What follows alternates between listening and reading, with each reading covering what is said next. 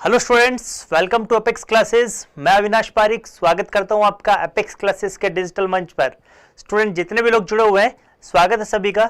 जैसा कि आपने थंबनेल में देखा है, आज की क्लास में हम पढ़ने वाले हैं एक स्फेरिकल चार्ज कंडक्टर की वजह से हमारा इलेक्ट्रिक फील्ड कितना रहता है, इसके आउटसाइड कितना रहने वाला है, सरफेस पर हमारा कितना इलेक्ट्रिक फील्ड रहने वाला है और इनर साइड में हमारा कितना इलेक्ट्रिक फील्ड रहेगा किसी भी स्फेरिकल चार्ज कंडक्टर की वजह से। इनके बारे में हम बात करने वाले हैं। तो मूव करते हैं कंटेंट पे। देखिए स्टूडेंट, अभी चल रहा है हमारा गणेश चतुर्थी वाला पर्व।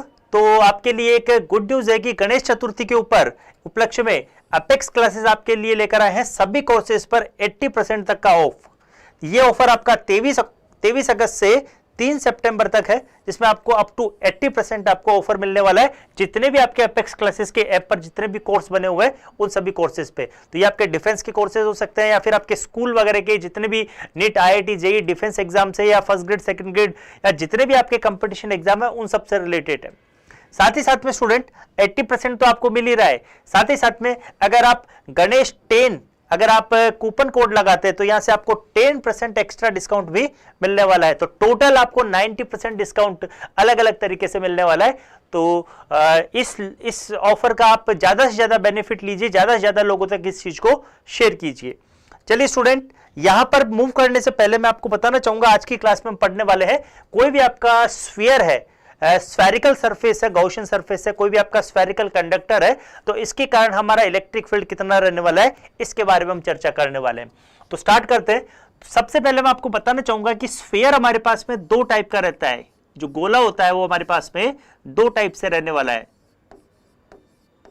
किस तरीके से होता है? दो टाइप से। देखिए स्टूडेंट, एक स्फीयर तो हमारा, एक स्फेरिकल स्ट्रक्चर तो हमारी हो सकती है होलो, मतलब अंदर से अगर खोखला गोला होता है तो उसे हम क्या बोलते हैं? शेल बोलते हैं। क्या बोलते हैं उसको? हम शेल बोलते हैं। तो हम से लिख सकते हैं होलोस्फीयर, होलोस्फीयर,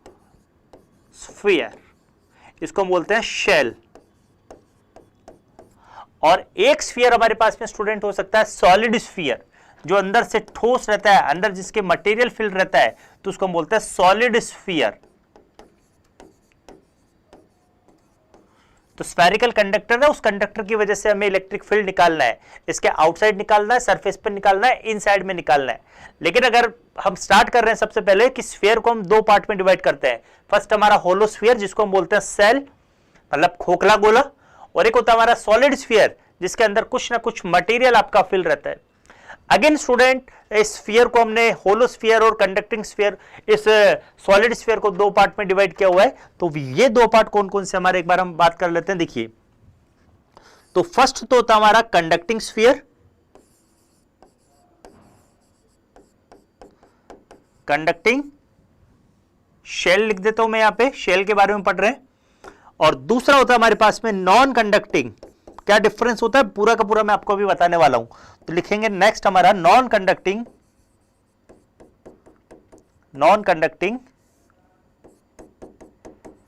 शेल। इसी तरीके से जो हमारा सॉलिड स्फीयर है, ये भी दो टाइप का होता है। क्या डिफरेंस होता है दोनों में मैं आपको बताने वाला हूं। देखिए स्टूडेंट, सॉलिड स्फीयर में भी अगेन हमारा कंडक्टिंग और सेकंड वन होता हमारा नॉन कंडक्टिंग। क्या डिफरेंस है दोनों में, एक बार देख लेते हैं। देखिए, कंडक्टिंग और नॉन कंडक्टिंग स्फीयर में क्या डिफरेंस है। अगर आप जितना भी चार्ज हम किसी स्फीयर को देते हैं, अगर पूरा का पूरा चार्ज सरफेस पर अपीयर हो जाता है, सरफेस पर अगर वो आ जाता है, तो इस टाइप के स्फीयर को हम बोलते हैं कंडक्टिंग स्फीयर। इस टाइप के स्फीयर को हम बोलेंगे कंडक्टिंग स्फीयर। दोनों होलो और सॉलिड दोनों के अंदर होता है। लेकिन अगर आपका चार्ज वॉल्यूम के अंदर रहता है, उसके अंदर मतलब उसकी जो अंदर की जो सरफेस रहती है, अंदर की जो परतें रहती है उसमें रहता है, तो उसको हम बोलते हैं नॉन कंडक्टिंग स्फीयर। क्या बोलते हैं उसको? नॉन कंडक्टिंग शेल या फिर नॉन कंडक्टिंग सॉलिड स्फीयर। अगर हम बात करते हैं शेल के बारे में, तो शेल अंदर से खोखला रहता है, तो चार्ज इसका नॉन कंडक्टिंग आपका जो शेल रहता है वो एज ए कंडक्टिंग शेल की तरह ही वर्क करता है। तो इन दोनों के जितने भी डेरिवेशन बनने वाले हैं वो सेम बनने वाले। साथ ही साथ में सॉलिड स्फीयर के अंदर जो कंडक्टिंग स्फीयर रहता है, आरती, बिल्कुल गुड आफ्टरनून, स्वागत है आरती का। कंडक्टिंग सॉलिड स्फीयर के अंदर भी क्या रहता है, पूरा का पूरा चार्ज हमारा सरफेस पर रहता है। अब सरफेस पर चार्ज रहेगा तो ये किस तरीके से वर्क करेगा, एज ए होलो स्फीयर की तरह ही काम करता है। तो यहां से मैं आपको कंक्लूड करना चाहूंगा कि मींस जब भी आपको बोले कि conducting hollow sphere, non conducting hollow sphere या फिर कंडक्टिंग सॉलिड स्फीयर, इन तीनों के डेरिवेशन क्या बनने वाले, हमारे सेम बनने वाले हैं। लेकिन नॉन कंडक्टिंग के बारे में बात करते तो इसके अंदर कुछ ना कुछ मटेरियल फिल रहता है। मटेरियल फिल रहने के कारण यहां पर हमारा क्या रहने वाला है, इस चीजों का, इसका डेरिवेशन हमारा डिफरेंट रहने वाला है। तो स्टार्ट करते हैं डेरिवेशन वन बाय वन करके, आज की क्लास का हम डेरिवेशन स्टार्ट करते हैं। तो यहां पर लिखा गया है electric field of a thin spherical shell of charge density sigma and डेंस रेडियस आर। तो यहां से हम बात करते हैं, देखिए कि सबसे पहले हमें क्या दिया हुआ है, कंडक्टिंग या फिर ये नॉन कंडक्टिंग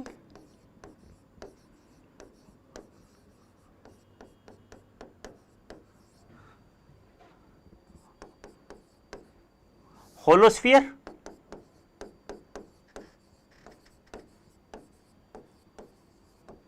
और यहां पर आने वाला है ये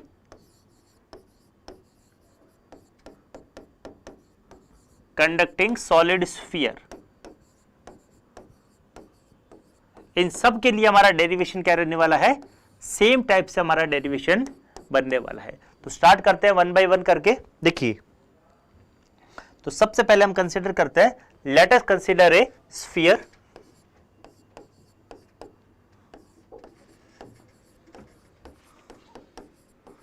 late us consider a sphere. एक स्फीयर है हमारे पास में,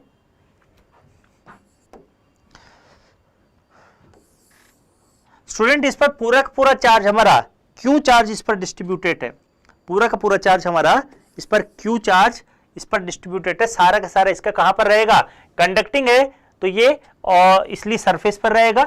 नॉन कंडक्टिंग होलो के अंदर मटेरियल नहीं रहता, इसलिए यहां पर भी चार्ज हमारा डिस्ट्रीब्यूटेड रहेगा इसकी सरफेस पर। जब भी हम 3D इमेज के बारे में बात करते हैं तो 3D इमेज में हमारा जो चार्ज कंटिन्यूअस चार्ज डिस्ट्रीब्यूशन रहता है, ये हमारा वॉल्यूम चार्ज डिस्ट्रीब्यूशन से रो से रिप्रेजेंट किया जाता है। तो यहाँ का वॉल्यूम चार्ज डिस्ट्रीब्यूशन, सपोज इसकी रेडियस अगर r है तो यहाँ का वॉल्यूम कितना रहने वाला है, वॉल्यूम रहने वाला है 4/3 पाई r क्यूब रहने वाला है। तो यहां से अगर हम बात करते हैं वॉल्यूम चार्ज डेंसिटी के बारे में, दैट इज रो, तो वो कितना रहने वाला है, total charge per unit volume that is Q upon 4/3 pi r cube से हम इसको रिप्रेजेंट करते हैं। इतना हमारा इसका वॉल्यूम चार्ज डेंसिटी है। तो स्टार्ट करते हैं। महाकाल का भक्त, गुड आफ्टरनून, स्वागत है। तो क्वेश्चन में हमें पूछा गया है कि यहां से r डिस्टेंस पर कोई पॉइंट है, उस पॉइंट पर हमें इलेक्ट्रिक फील्ड की इंटेंसिटी फाइंड करनी है। इलेक्ट्रिक फील्ड इंटेंसिटी फाइंड करनी है इस सॉलिड स्फीयर के कारण या फिर होलो स्फीयर के कारण, non conducting conducting hollow sphere के कारण। तो सबसे पहले हम क्या करते हैं, एक अब हम डेरिवेशन स्टार्ट करते हैं। सबसे पहले हम बात कर लेते हैं आउटसाइड के लिए, कि सपोज आपका ये कोई भी पॉइंट है वो स्फीयर के बाहर की तरफ है, तो यहां से हम लिखते हैं for outside, for outside the sphere at r distance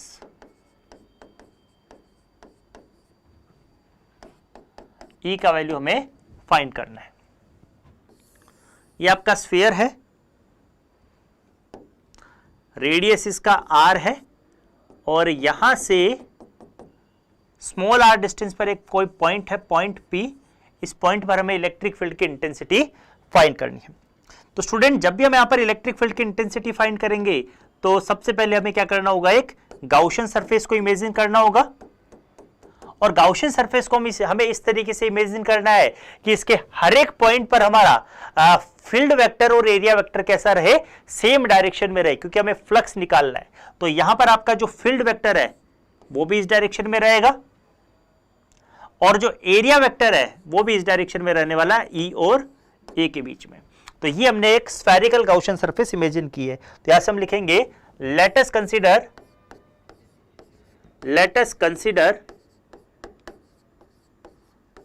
a spherical Gaussian surface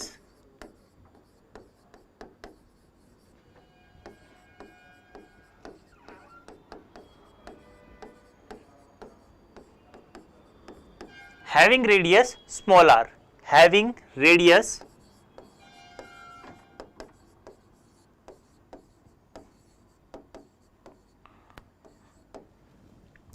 student हम बात करते हैं कि फर्स्ट पॉइंट तो हमारा गॉसियन सरफेस को इमेजिन कर लिया।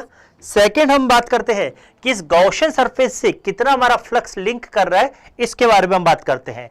तो यहां से अगर हम इस पूरी की पूरी सरफेस को छोटे छोटे एरिया वेक्टर में डिवाइड कर देते हैं तो यहां पर हर एक एरिया वेक्टर से हमारा कितना फ्लक्स लिंक होने वाला है, तो यहां से हम लिखेंगे d phi equal to E dot ds। ds यहां पर क्या है, इस पूरी की पूरी गॉसियन सरफेस को हमने छोटे छोटे पार्ट्स पे डिवाइड किया हुआ है, जिसका रेडियस कितना है, कैपिटल आर है, स्मॉल आर है गॉसियन सरफेस का। तो यहां पर टोटल फ्लक्स हमारा कितना बनने वाला है, टोटल फ्लक्स फाई बराबर कितना हो जाएगा, इलेक्ट्रिक फील्ड इंटेंसिटी हमारी कांस्टेंट है दैट इज ई, और दोनों के बीच का एंगल हमारा पैरेलल बनता है, दैट इज पैरेलल का मतलब क्या होता है, 0 डिग्री एंगल है, तो पैरेलल बनेगा तो ई डॉट ds की जगह ई ds आ जाता है। इंटीग्रेशन ऑफ ds, पूरे के पूरे सरफेस एरिया का हमें क्या करना है, एक स्फीयर का सरफेस एरिया निकालना है, वक्र सरफेस एरिया। तो यहां से फाई का वैल्यू कितना आ रहा है, e into 4 pi R square, ये हमारे फ्लक्स का मान है।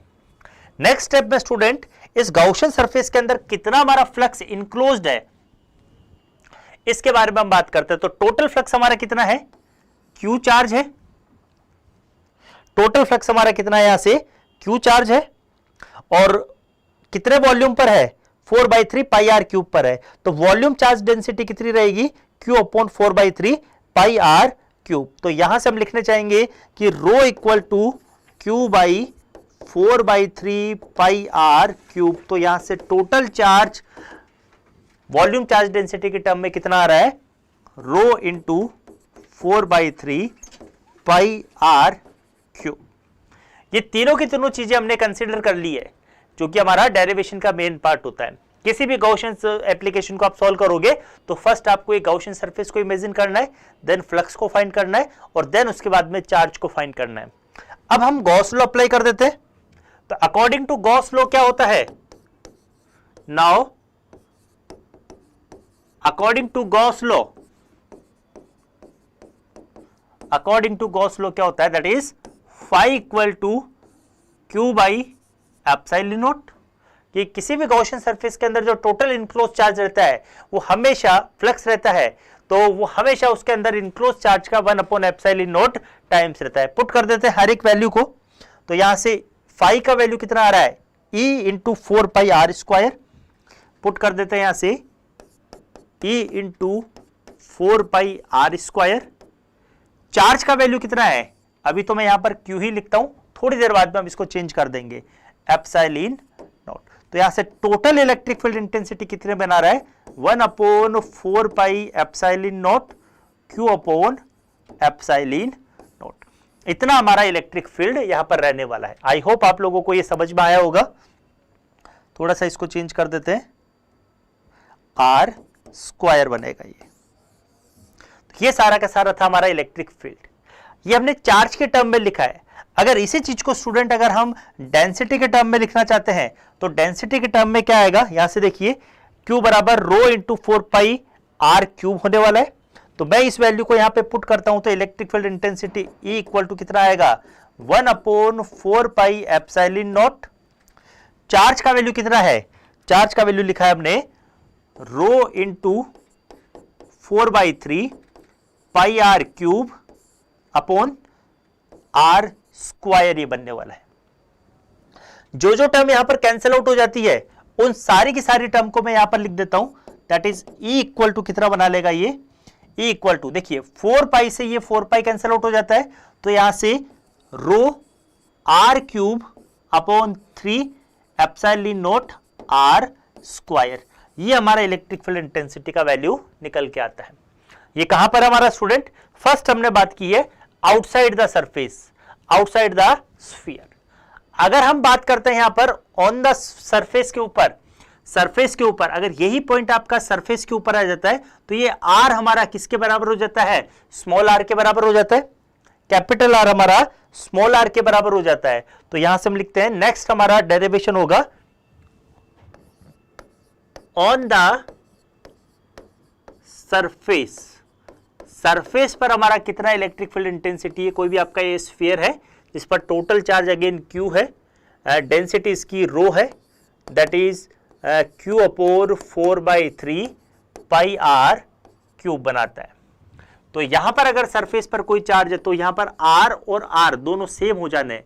तो जो हमारा प्रीवियस वाला जो फॉर्मूला था इलेक्ट्रिक फील्ड इंटेंसिटी का कितना आया, 1/4 pi epsilon not Q upon r square. तो यहीं पर ही मैं इसमें पुट कर देता हूं 1/4 pi epsilon not Q upon r की जगह में क्या पुट करना है, कैपिटल R पुट करना है, that is r square.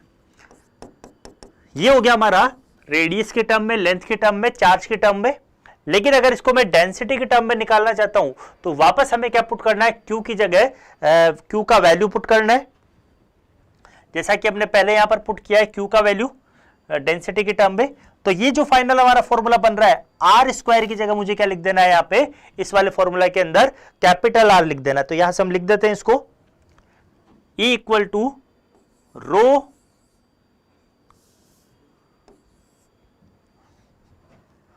Row capital R cube upon epsilon naught, R square की जगह क्या लिख देना है, हमें कैपिटल आर लिख देना है। तो यहां से मैं लिख दूंगा एप्सिलॉन नॉट आर स्क्वायर। जो जो टर्म्स यहां पर कैंसिल आउट होती जा रही है उन सब की टर्म को हम कैंसिल आउट कर देते हैं। तो कौन कौन सी टर्म कैंसिल आउट हो रही है, आर स्क्वायर से एक आर कैंसिल आउट होता है, that is rho R upon epsilon naught, जो कि एक कांस्टेंट को रिप्रेजेंट करती है। ये हमेशा किसको रिप्रेजेंट करती है, एक कांस्टेंट को रिप्रेजेंट करती है। तो आई होप आपको ये समझ में आ रहा होगा कि यहां पर हमारा इलेक्ट्रिक फील्ड इंटेंसिटी पूरी की पूरी सरफेस पर कैसा रहने वाला है, कांस्टेंट रहने वाला है। बात करते हैं इनसाइड के बारे में। नेक्स्ट हमारा डेरिवेशन आ जाता है इसी के अंदर, नेक्स्ट पार्ट हमारा ऑन द इनसाइड। इनसाइड हमारा कितना हमारा इलेक्ट्रिक फील्ड इंटेंसिटी रहने वाला है, इसके बारे में हम चर्चा करते हैं। देखिए ये हमारा एक स्फीयर है, स्फीयर के इनसाइड कोई भी आपका पॉइंट हम मान लेते हैं यहां पर r। तो अभी थोड़ी देर पहले हमने डेरिवेशन निकाला था, E बराबर कितना होता है, 1/4 pi epsilon not Q upon r square, Q upon r square. अगर हम बात करते हैं कि इनसाइड के अंदर, तो इनसाइड के अंदर हमेशा चार्ज क्या रहने वाला है, जीरो रहने वाला है। तो यहां पर इलेक्ट्रिक फील्ड इंटेंसिटी का वैल्यू क्या रहने वाला है, हमेशा जीरो बनने वाला है, क्योंकि चार्ज हमारा जीरो रहेगा इनसाइड के अंदर। गॉसियन सरफेस जो भी इमेजिन करेंगे उसके अंदर चार्ज हमारा जीरो रहने वाला है। अगर चार्ज हमारा जीरो रहने वाला है तो इलेक्ट्रिक फील्ड इंटेंसिटी भी क्या रहने वाली है, जीरो रहने वाली। तो मैं यहां से कंक्लूड करता हूं, E आउटसाइड हमारा कितना रहने वाला है, E आउटसाइड हमारा रहने वाला है 1/4 pi epsilon not Q upon r square. और अगर इन वैल्यूज को पुट कर देते हैं तो फाइनली हमारा यहां पर डेंसिटी की टर्म में कितना आ रहा था, ये यहां से ये आ रहा था रो r cube upon epsilon not r square. इसी तरीके से अगर हम बात करते हैं E सरफेस पर,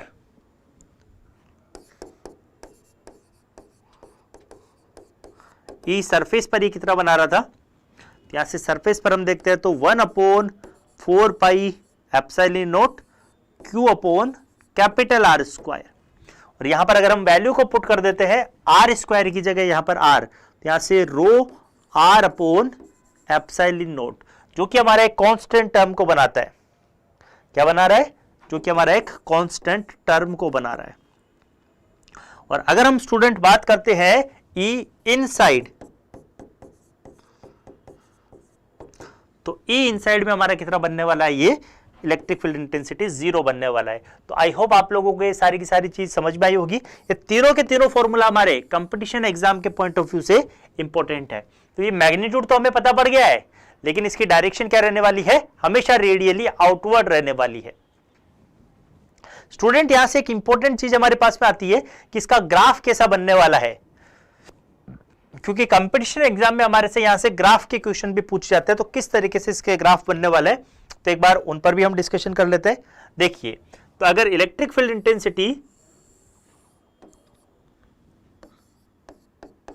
और डिस्टेंस r के बीच में हम ग्राफ बनाते हैं तो अभी हमने देखा कि इनसाइड ये हमारा यहां पर रेडियस है। अगर हमारा जो भी चार्ज है, अगर पॉइंट है, वो अगर इनसाइड रहता है तो इलेक्ट्रिक फील्ड इंटेंसिटी क्या रहने वाली है? जीरो रहने वाली है। इलेक्ट्रिक फील्ड इंटेंसिटी यहां पर बढ़ती है, तो ये इलेक्ट्रिक फील्ड इंटेंसिटी यहां पर क्या रहने वाली है? जीरो रहने वाली है सरफेस तक। लेकिन जैसे ही ये सरफेस पर आता है, जैसे ही हम चार्ज के इसके स्फीयर के सरफेस पर आते हैं, तो इलेक्ट्रिक फील्ड इंटेंसिटी क्या बन जाएगी? एक नियत वैल्यू आ जाएगी, उसकी एक कांस्टेंट वैल्यू आ जाती है। तो यहां से इलेक्ट्रिक फील्ड इंटेंसिटी हमारी एक मैक्सिमम वैल्यू को पजेस करती है, और इस मैक्सिमम वैल्यू का वैल्यू कितना होता है? That is R, rho R upon epsilon not.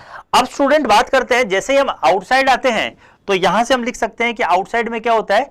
E is directly proportional to 1 upon R square. E is directly proportional to 1 upon R square. जैसे जैसे आर बढ़ेगा तो E का वैल्यू क्या होता जाएगा? डिक्रीज होता जाएगा। धीरे धीरे आर ई का वैल्यू डिक्रीज होता जाएगा। तो ऐसा ग्राफ आपको एग्जाम में पूछा जा सकता है। ये इंपॉर्टेंट ग्राफ है। ये इंपॉर्टेंट ग्राफ किसके लिए? हमारे ये इंपॉर्टेंट ग्राफ हमारा कंडक्टिंग नॉन कंडक्टिंग शेल के लिए, और उसके अलावा कंडक्टिंग स्फीयर के लिए, सॉलिड स्फीयर के लिए। तो आई होप आप लोगों को ये ग्राफ समझ में आया होगा। अब इसके बाद में हम स्टूडेंट्स स्टार्ट करने वाले हैं कि जो हमारा एक लास्ट डेरिवेशन बचता है, इस डेरिवेशन में हम बात करने वाले हैं electric field intensity, electric field intensity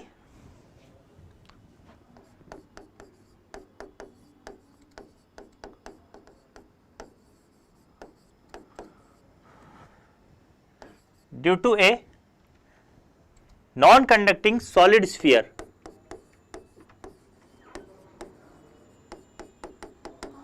non-conducting solid sphere।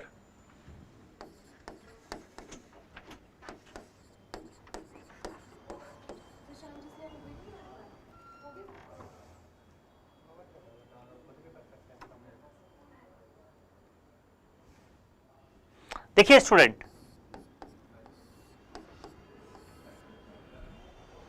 क्या होने वाला है? ये नॉन कंडक्टिंग सॉलिड स्फीयर के बारे में हम बात करते हैं। तो अभी मैंने आपको डेरिवेशन स्टार्ट करने से पहले बताया था कि नॉन कंडक्टिंग किसे कहते हैं?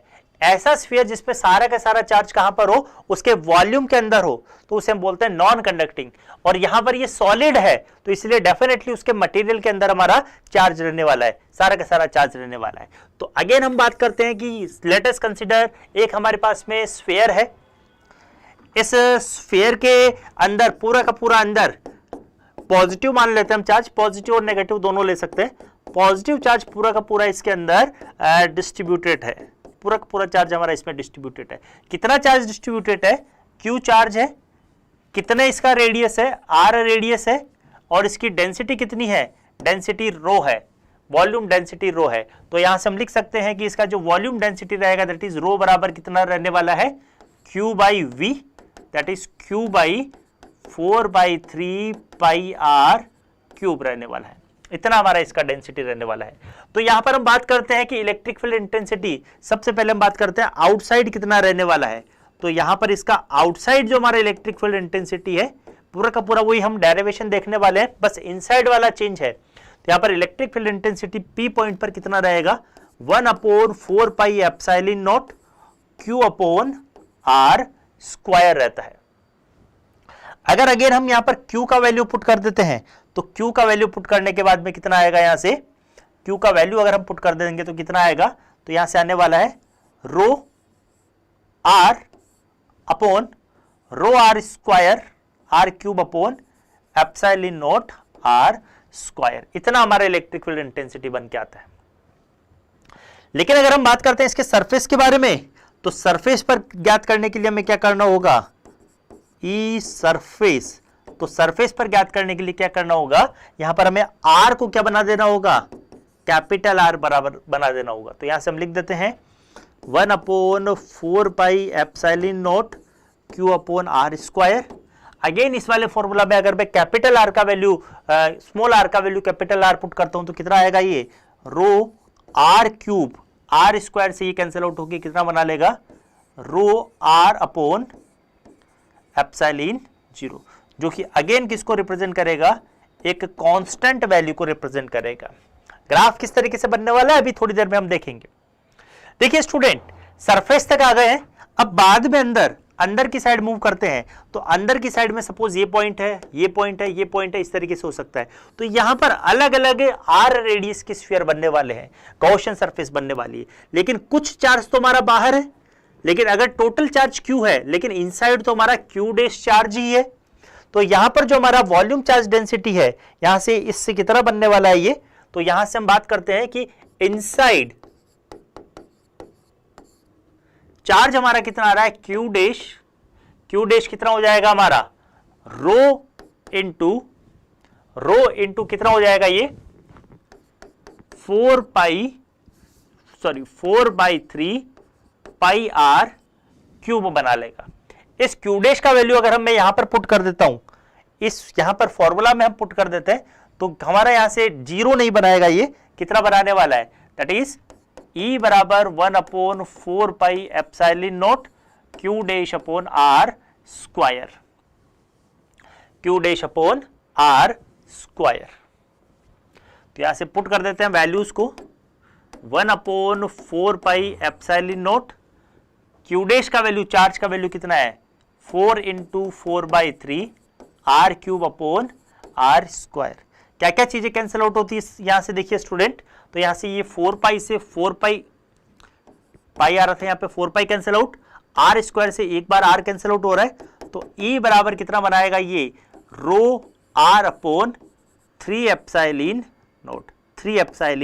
नॉट इतना बनता है। तो यहां से हम कह सकते हैं कि अगेन हमारा जो E है वो क्या है, डायरेक्टली प्रोपोर्शनल टू आर। जैसे जैसे आर बढ़ेगा स्फीयर के अंदर, वैसे वैसे इलेक्ट्रिक फील्ड इंटेंसिटी भी बढ़ेगी, क्योंकि चार्ज बढ़ेगा तो इलेक्ट्रिक फील्ड इंटेंसिटी बढ़ने वाली है। तो यहां से अगर हम डेरिवेशन के बारे में बात करते हैं तो पूरा का पूरा डेरिवेशन हमने देख लिया है। और अगर हम बात करते हैं ई और आर के बीच में क्या हमारा रिलेशन रहने वाला है, तो स्टूडेंट यहां से हम देखते हैं कि इनसाइड में हमारा इलेक्ट्रिक फील्ड इंटेंसिटी क्या करता है, जैसे जैसे डिस्टेंस बढ़ेगी वैसे वैसे चार्ज बढ़ेगा तो क्या बढ़ने वाला है, इलेक्ट्रिक फील्ड भी बढ़ने वाला है। कहां तक, आर डिस्टेंस तक। उसके बाद में वो क्या करेगा, एक मैक्सिमम वैल्यू को पोजेस करेगा, that is rho R upon epsilon naught. इसके बाद में क्या करने वाला है, वो इनवर्सली प्रोपोर्शनल रहता है, यहां से क्या रहता है, ये इनवर्सली प्रोपोर्शनल रहता है। तो फिर उसके बाद में धीरे धीरे वो डिक्रीज करता है, धीरे धीरे इस तरीके से डिक्रीज करेगा। तो यहां से ये हमारा इस तरीके का ग्राफ बनता है। आई होप आपको ये समझ में आया होगा, ऐसे क्वेश्चंस आपको एग्जाम में पूछे जाते हैं। चलिए मूव करते हैं नेक्स्ट। ये सारा का सारा डेरिवेशन देख लिया हमने, इनसे रिलेटेड कुछ क्वेश्चंस आपके एग्जाम में, बोर्ड के एग्जाम में कुछ क्वेश्चंस पूछे गए, तो इन क्वेश्चंस पर हम डिस्कशन कर लेते हैं। क्या बोला गया है, a spherical shell of metal has radius of 0.25 metre and carries a charge of 0.2 microcoulomb. तो यहां पर हम बात कर लेते हैं कि रेडियस अभी कितना गिवन है, r = 0.25 और चार्ज हमें कितना गिवन है, दैट इज q बराबर कितना गिवन है, 0.2 माइक्रोकूलम हमें गिवन है। Calculate the electric field intensity at point P।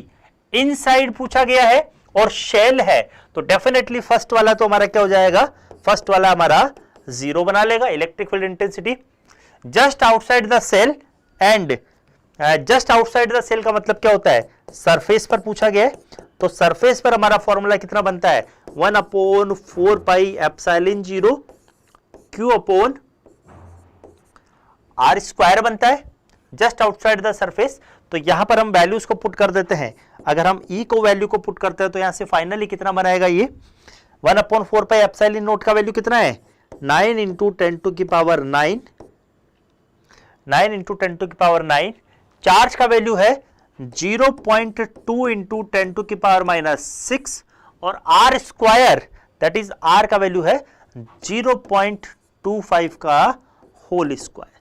अगर हम पुट कर देते हैं, यहां पर पुट कर देते हैं वैल्यूज को, तो वैल्यूज को पुट करने के बाद में हमारे पास में जो फाइनली आंसर आने वाला है, वो आंसर आने वाला है 2.88 × 10⁴। तो फाइनली आंसर आएगा 2.88 × 10⁴ न्यूटन पर कूलम। नेक्स्ट थर्ड क्वेश्चन के अंदर क्या पूछा गया है कि 3.0 metre from the centre of the shell. तो 3.0 मीटर की दूरी पर हमारा सेंटर से कितना रहने वाला है। तो यहां से वापस हमारे पास में फॉर्मूला है इलेक्ट्रिक फील्ड इंटेंसिटी का, that is 1/4 pi epsilon 0 Q upon R square, जहां पर R का वैल्यू आपको कितना गिवन है 0.3 मीटर आपको गिवन है। वैल्यूज को पुट करते हैं स्टूडेंट, 1/4 पाई एप्सिलॉन नॉट का वैल्यू कितना होता है 9 × 10⁹। तो यहां से मैं लिख देता हूं 1/4 पाई एप्सिलॉन नॉट का वैल्यू पुट कर देते हैं 9 × 10⁹। चार्ज का वैल्यू आपको क्वेश्चन में गिवन है कितना, चार्ज का वैल्यू आपको गिवन है 0.2 माइक्रो कूलम। तो पुट कर देता हूं यहां से 0.2 × 10⁻⁶। और रेडियस R का वैल्यू आपको गिवन है, जो हमारी R आने वाली वो कितनी आने वाली 3 मीटर। तो यहां से लिख देता हूं 3 का स्क्वायर। सॉल्व करते हैं तो यहां से 3 × 3 कितना बनाएगा 9 से कैंसिल आउट होगा, और इसको हम सॉल्व आउट करते हैं तो ये बनता है 0.2 × 10⁻³ न्यूटन पर कूलम। इलेक्ट्रिक फील्ड इंटेंसिटी का इतना वैल्यू आता है। तो फाइनली हमने देखा कि इलेक्ट्रिक फील्ड इंटेंसिटी 3 मीटर पे इतनी रहने वाली है। आई होप आप लोगों को समझ में आया होगा। तो आज की क्लास में हमने पूरा का पूरा गॉस लॉ के जितने भी एप्लीकेशन है उनको कंप्लीट कर लिए हैं। नेक्स्ट क्लास में हम बात करने वाले हैं इलेक्ट्रिक पोटेंशियल के बारे में। तो मिलते हैं नेक्स्ट क्लास में, तब तक के लिए थैंक यू।